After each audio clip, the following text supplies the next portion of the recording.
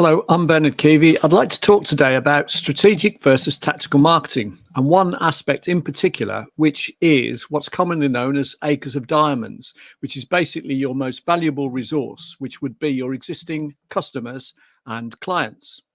Now, Steve Hackney, who I worked with for a while, produced what he calls the business growth formula. And what this stands for is TM is transform your marketing. There's 10 key elements you need in every piece of marketing. L stands for generate more leads. C stands for convert more leads. CM, which is what we're talking about today, stands for customer maximization, i.e., get as much business as you can from existing customers and clients. And then all that's in brackets. And the S stands for systemizing everything. And if you do that, that's basically the key to exponential growth. So maximizing business from existing customers is one of the most important and key aspects to producing exponential growth. So how do you do this? Well, you can have referral schemes in place where you reward people for referrals. You can ask for testimonials and reviews. You can make regular proactive contact with them.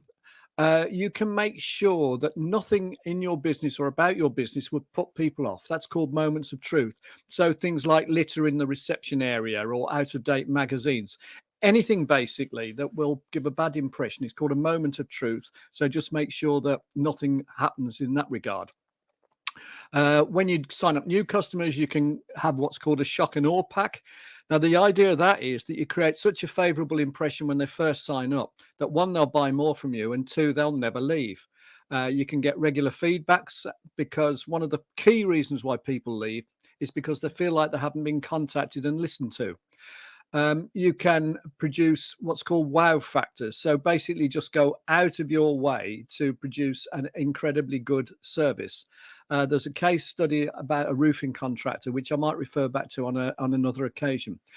Complaints, you can see that as an opportunity. So you can authorize your team to be able to deal up to a certain level anyway with complaints promptly and generously without having to refer back to you all the time.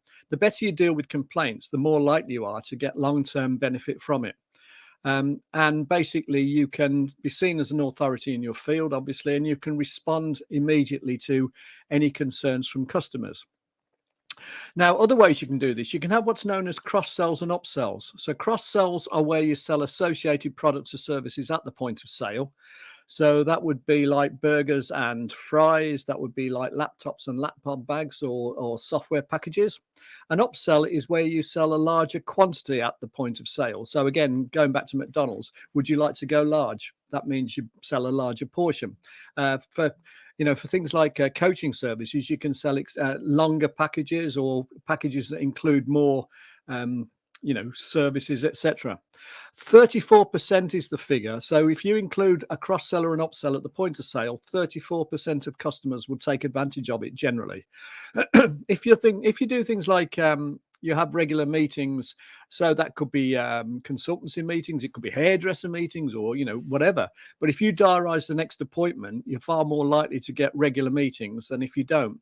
So you could maybe get 13 meetings in a year instead of 10 or 11 or 12, which would be a 10% or more increase in your revenue, and a lot more than that on the bottom line. You can do what's called proximity marketing. Now, here's a really good example. We had a card come through the door a few years ago from a chimney sweep who was sweeping chimneys in our village. And he just put a card through all the doors saying, I'm in the village. If you need your chimney sweeping, I can come around later today. So we phoned him back on his mobile number and he did that. Well, that was extra business he wouldn't have got if you hadn't have put the cards through the letterbox.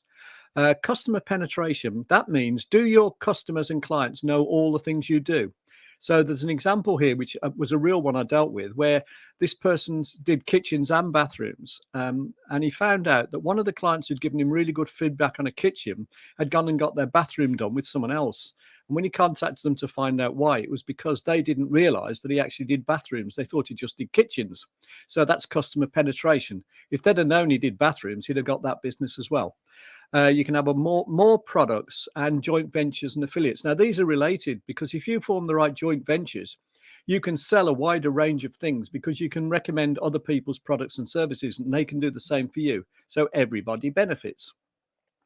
Other important things, the more you differentiate and specialize and set yourself up as an expert in your chosen niche, the more you'll be able to charge higher prices and you'll be less price sensitive. Your customers will see you in a less price sensitive way. So you need to stand out, differentiate, be different, but stand out from the crowd.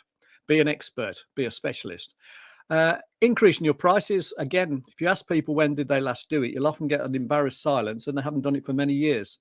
So increasing your prices by, say, 10% at the moment with 10% inflation would have a big effect on your bottom line, and it would be something you could easily justify. Bundling is when you add in extra value. So that means that instead of discounting, for example, instead of knocking 10% off the price of a meal, say you're a restaurant, what you do is you say a free bottle of wine worth £15, or free dessert worth £10, or free starter worth £8. Now, it won't actually cost you that much to provide this thing, but that's a lot more cost efficient. First of all, it helps you stand out because you're giving better value, and two, you'll make more profit than if you try to discount because it costs you less to do it. So bundling in extra value. Packaging, that means things like you can have a gold, silver, bronze offering, for example, and you'll find a great majority, a great proportion of your customers will go for the middle package rather than the bottom one. And obviously how you present your prices, I'm sure you've seen this before, but there's not a lot of difference in the customer's perception between £10 or $10.99, 97 and 10 straight. So you might as well charge the extra 97 or 99. That adds 10% to your prices, and it's not really, it doesn't really get perceived that greatly. And whatever you do, don't discount. And the reason you don't discount is because of this. So here we have an example. Your price is 100, your variable cost is 65, and you're selling 10,000 of these things. So you're making 35 on each thing you sell, £35 or dollars for 10,000 of them, which comes to a gross profit of 350,000. You'll have other overheads, wages, salaries, etc., rates, rent, depreciation. All of those things come to 200,000. So your operating profit here would be 150,000. Now, if you apply a 10% discount, your price goes down to 90, but all the other figures stay the same. So you're now only making 25 on each thing you sell, which means that you're making a gross profit of 250,000. You've still got the same overheads, 200,000. Your operating profit's gone down from 150,000 to 50,000. However, if you put your prices up 10%, the opposite happens. You're now charging 110, so you're making 45 on everything you sell. So your gross profit's now 450,000. Still got 200,000 overheads, but your operating profit now is 250,000. Now, with the 10% discount, your profit's gone down by 67%. But with the 10% increase, your profit has gone up by 67% from your starting point. But it's more than that, because the difference between the 10% higher price and the 10% lower price compared to your starting price is 400%. It's an operating profit of 250,000 if you put your prices up, compared to 50,000 if you put your prices down. So don't discount, but do put your prices up.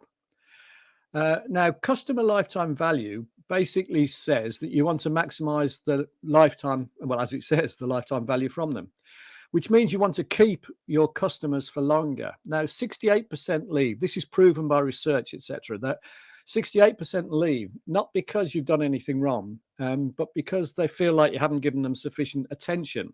So that's why you need proactive, regular communication. You need a CRM system to keep on top of it. And you need to consider things like customer reactivation, which is where you contact customers you haven't heard from for a while, or clients, and you make them an offer. And the offer needs to be personalized, saying how much we miss you. And it has to be so good. It's a Godfather offer, too good to refuse. And you have to put a deadline on it and scarcity on it to spur them into action. And you'll find a great proportion of them will take up the offer and become active customers or clients again. Complete this phrase. Your best customers are, well, they're your existing customers. And the reason they're your existing customers is because it's 6 times cheaper to sell to existing customers. And they're more loyal. They're less likely to be price sensitive. Loads of reasons. But your existing customers tend to be your best customers. So to maximize your customer value, this is a bit of a summary, really. The way you get this is it depends on the price you get on average, how much you sell to each one, how long they keep buying from you from, how often and how many referrals they give you. And if all of those things are maximized, that's when you end up with maximum sales and profit. That's where you get maximum customer value. So what you could do is you could identify customers ready for your customer reactivation offer. You could produce your reactivation offer. You could work out how you could cross and upsell. You could work out your pricing packages, have 3 different pricing packages: gold, silver, bronze, or whatever you want to call them, professional, private, there's different terms. You could make sure that you have a shopping or offering for new customers, so a customer welcome letter and offer. You could and should raise your prices. You should and could have a referral scheme, and you should and could have a testimonial scheme. And what I mean by a referral scheme and a testimonial scheme is set out, what you're looking for, and also some sort of reward for people who give you referrals and testimonials, if that's appropriate. Now, if you wanted to know how to apply some of these ideas to your business, go to bernardkeevy.com and click on the green button for your Sales Accelerator Roadmap, which is where we'll look at your business. We'll put in key numbers and figures. We use an algorithm to calculate some recommendations, things you can apply straight away, basically. I normally charge for this, but I won't be charging for anyone who responds as a result of this presentation. So thank you very much for watching, and I hope you found that very useful.